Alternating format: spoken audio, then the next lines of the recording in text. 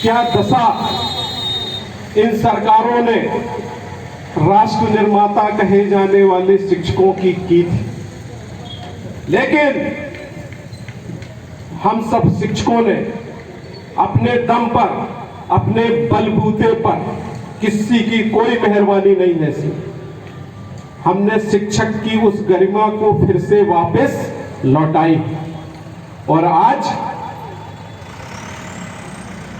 अध्यापक से जो शिक्षक बने, वो शिक्षक के साथ कंधे से कंधा मिलाकर के खड़े होकर के कह सकते हैं कि हम भी शिक्षक।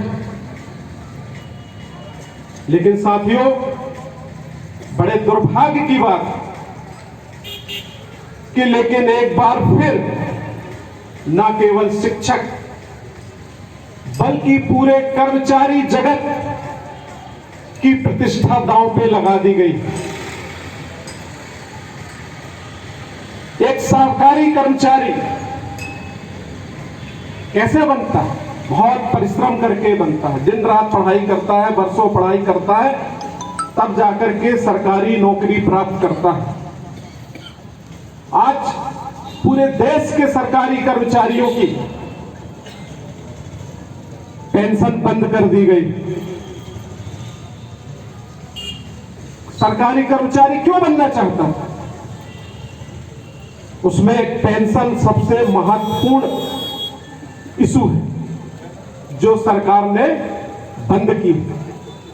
निश्चित रूप से इससे हमारे सरकारी कर्मचारी होने का, उसके औचित्य पर प्रश्न चिन्ह खड़ा हो गया। आखिर सरकारी कर्मचारी क्या है? सरकारी कर्मचारी वो होता है जिसकी 24 घंटे की ड्यूटी होती है।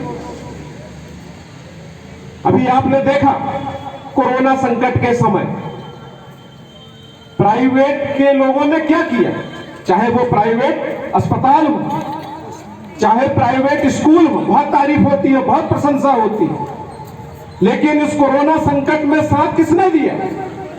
सरकारी कर्मचारियों ने दिया। चाहे हमारी आंगनवाड़ी कार्यकर्ता, चाहे सहायिका, चाहे हमारी स्वास्थ्य विभाग की बहनें, चाहे डॉक्टर्स, चाहे हमारे पटवारी भाई हैं, चाहे हमारे सचिव भाई हैं, यहां तक कि शिक्षकों ने भी कंधे से कंधा मिलाकर के इस कोरोना संकट से इस देश को उबारा। चाहे हमारे क्वारंटीन सेंटर हो, वहां भी शिक्षकों की ड्यूटी लगी। बिना मास्क के, बिना सैनिटाइजर के उन्हें क्वारंटीन सेंटर भेजा गया। चाहे चेक पोस्ट हो, चाहे जो हमारे बाहर से आने वाले मजदूर साथी हैं, उनकी देखभाल, उनकी भोजन की व्यवस्था, सब हमारे सरकारी कर्मचारियों ने किया।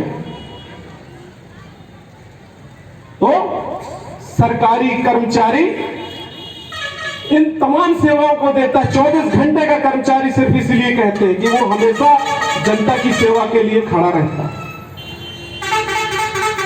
सरकार का दायित्व है कि सरकारी कर्मचारियों को पेंशन सहित समस्त सुविधाएं उपलब्ध कराएं।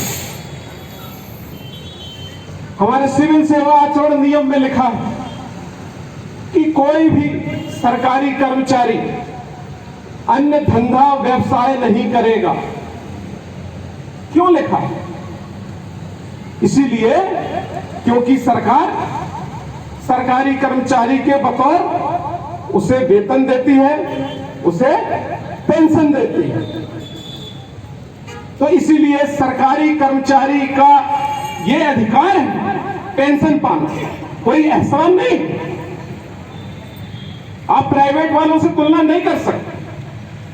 आज शिक्षक अपने दायित्व के अलावा घर घर जाकर के सर्वे भी करता है, जरूरत पड़ी तो पल्स पोलियो की दवा भी पिलाता है, बच्चों को दूध पाउडर भी खिलाता है।